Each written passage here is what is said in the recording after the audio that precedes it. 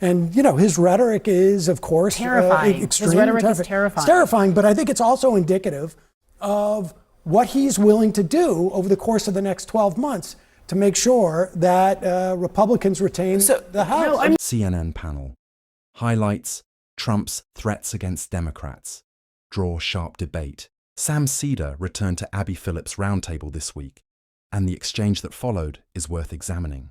The topic: President Trump's recent threats directed at Democratic lawmakers. What made this segment notable wasn't just the subject matter, it was watching Seder and Phillip methodically challenge one of the panel's pro-Trump voices on the implications of a sitting president making such statements. Let's break down the key moments. Before we dive in, drop a comment letting me know where you're watching from. Always great to see this community spanning the globe. And if you haven't yet, consider subscribing. We're closing in on 1,000 subscribers, and I'd love to hit that number together. Now, here's what stood out to me from this exchange. Welcome back. When it comes to Donald Trump's rhetoric, America is well rehearsed. There's been a decade of insults, provocations, controversies. You named the line, and Trump has pretty much crossed it. But did he go too far this time? 6 Democrats released a video telling service members to disobey illegal orders. The president called them traitors. He said that they could be executed for seditious behavior. He even promoted another message that called for their hangings. One columnist says it's all a distraction from the bad news that he's been facing this week, from Epstein to the economy. Now, while that could most certainly be true, can it be ignored? Should it be ignored? Especially when those lawmakers say that his rhetoric is putting their lives actually in danger. After all, Trump and Republicans get angry when Democrats, liken his behavior to a fascist or a dictator. But calling for the execution of political opponents fits the definition. And it's certainly more extreme than calling someone a descriptor. I mean, do you think that, I hear this sort of like, don't fall for the okie doke, he's just trying to distract you thing from Democrats a lot. Do you think this falls into that category, or is it something else? Well, I mean, I think, frankly, you've got two sides that are preparing for perhaps what's going to happen over the course of the next year. Donald Trump's approval ratings are dismal. The Republican Party is on their back heels. They got destroyed, wiped out in a way that I haven't seen in 20 years in those elections 2 weeks ago. And so I think there's genuine concern amongst a lot of people in the country that Donald Trump is going to send in troops. He's already got these 500-person rapid response forces that are beginning to train and are going to be able to be deployed by spring. I think there's a lot of people who are concerned about what's going to happen over the course of the next 12 months in the run-up to the midterm elections. And I think the Democrats were trying to get out in front of that, and I think Donald Trump is trying to prevent them from getting out in front of it. And, you know, his rhetoric is, of course, terrifying. Extreme. His rhetoric is terrifying. It's terrifying, but I think it's also indicative of what he's willing to do over the course of the next 12 months to make sure that Republicans retain the House. No, I mean, but what do you mean? Do you mean in terms of actually following through on the threats, or what? Well, I think there is a concern that Donald Trump is going to try and prevent the midterm elections from happening. Okay, you're talking about these are the illegal orders. Oh, okay, that he's trying to. Oh, okay. Sorry. But let's just talk about just what's happening right now and how we just think that he's planning ahead. What world do we live in when a president, it gives an idea that, yes, I think execution is okay for my political opponents? What world do we live in when we just ignore that and we don't talk about what that actually means? Because we're used to what he's done. He's numbed us. We're normalizing his behavior. I think that's really dangerous. And I think all of it, yes, it is a distraction. Yes, it is something for us to pay attention to. But how dangerous is it as we come off of an assassination of Charlie Kirk? How dangerous is it to hear him say this? Brought that up. As if someone the violence in this country is one-sided, and everyone knows it, right? What Trump is talking about is sedition, which is a law and order process. It goes, by the way, you know, George Washington had generals who did insurrections put to death as well, right? So, like, that's our first president that we ever had. Trump is... Wait, hold on. Let me just be clear. Are you suggesting that Trump is right that these Democrats No, should what be I'm put saying to is death for that you sedition? guys are making the same mistake that you always do about Trump, which is that you're taking him literally instead of seriously. What he is obviously pointing out... he's the president of the United States. I think it is warranted to take him quite literally. But you fall for this game every time. I'm sorry, he is not candidate Trump anymore. It's President Trump. What's the But what game? those He gets Democrats to be are doing taken is seriously. absolutely treasonous. It's disloyal. They are causing division within the military. Who's issuing unlawful How is that orders? treasonous? How you're is telling his me- actions not the same type of normalizing of violent rhetoric that led to the assassinations that we've seen? That's come from DNR. I mean, we've seen. Which are? I'm saying I think Democratic there's been, lawmakers in Minnesota Oh, were the ones that were assassinated. killed after the Medicaid wasn't expanded to illegal immigrants? Hold The on. ones that- Wait, excuse me? It's just all. What? When does just joking stop being an excuse? Terry Schilling deployed the familiar defense. Trump was just kidding. Abby Phillip wasn't having it. And she's right. The presidency isn't a comedy podcast. When someone holds that office, words carry weight.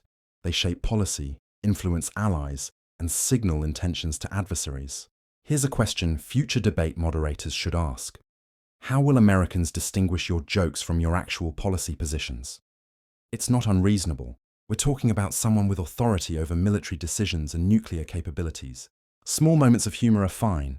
Joking about executing political opponents, that crosses a line no amount of "he's trolling" can excuse. Then there's the inevitable pivot.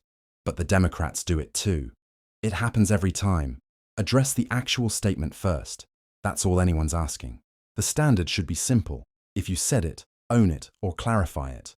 The constant deflection isn't accountability, it's evasion. It's okay? No, What are you- I'm what are you saying they were saying? Democrats that killed them. No, this is it- not you don't- Republicans it killing wasn't- You don't know Democrats. that. No, that is I'm sorry. not You do not This is know that. sensitive to me because Charlie Kirk was actually a friend. I understand And to that, hear people but- talk about Donald Trump and Republicans I'm sorry, inciting but Terry, violence, Terry, it's just crazy. The It's history crazy. I'm of sorry. political violence in this country is not a Democrat story. That is factually inaccurate. It is in the last 5 years. No, it is in the last 1 year. One, single. Okay? This year, 2025, is the first and only year in the last 20 years where left-wing violence has exceeded right-wing violence. That is a fact. In the last 5 years, it's been 4 years, it's right-wing violence, 1 year left-wing violence.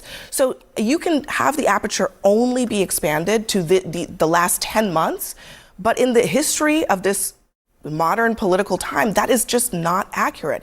But even if it were, He's if not allowed to Donald say that. Trump thinks that there is a problem of political violence in this country, why on earth Would he say are that? comments like these acceptable to Sedition you? is a lawful process. You have to be Sure. tried and convicted in a court of law. Sure. He's not But encouraging you people. actually He's not saying believe- this is Hitler. But hold on a second. These people are fascists. You actually believe that Democrats putting out a video saying follow the law I think is it was sedition? terrible. I think it was terrible. You think that's sedition? And look, we've already seen Democrats weaponize Terry, the let me government. ask you a question. Do you think that Democrats putting out a video saying this is follow the law, don't follow Why do you need illegal to tell orders, people to follow the law? do you think that is sedition? Everyone in the military It's a knows yes you need to or follow no. It the is law. a yes or no question. I Is it think- sedition to tell people to follow the law? I think Democrats have a long and standing history of undercutting I'm just and undermining saying the you're Constitution. not and willing our- to say yes or no because it's very obvious Clear. that the answer is no. Because they if weren't- that were the case, It's a wink and a nod. That's the then a reason. lot of Their things would words be are sedition. perfectly. We It's a would be perfect executing video, people left, right, but and it's a center. wink and a nod, and it's all meant to undermine the president of the United States. The military does not have a right to Guess undermine what? the. Hold on a second. In this country, you do get to undermine the president of the United Not States. if you're in the military. No. He's the No. commander-in-chief. If you are a member of Congress, you absolutely, in this country, have a free accountability. right But they're to calling undermine on the the president of the military United to States. You know that, undermine right? the Also commander-in-chief. just made the argument that the Democrats were making in that video, because the fact is the military is not obligated to follow illegal orders. Who's giving the illegal orders? Where Well, are they? Give me the The example of the Democrats illegal were order. saying specifically, you're not obligated to follow illegal orders. Okay, period. then what illegal orders are they talking about? Well, they're they're just in the future. just in case. In the future, yeah. Because you're just in the case. because they're right all now crazy. we have a No judge one's gonna that's stop the saying midterms. Trump's, No one's gonna stop the Trump- midterms. Trump's sending in. Who just came national- up with the conspiracy Trump's sending theory in that the- Republicans are going to stop the midterms? Trump's That's sending in- crazy. That's a conspiracy theory. All right. Calling We have it to leave it lie. there. During a recent appearance on Abby Phillip's show, conservative commentator Terry Schilling challenged Sam Seder to provide evidence of potentially illegal military orders under the Trump administration. Here's what's actually happening. PBS recently reported a significant uptick in service members reaching out to military legal aid organizations with serious concerns. These soldiers are asking whether they could face criminal liability for following certain orders, whether that's domestic deployments into American cities or other controversial directives. The anxiety is real.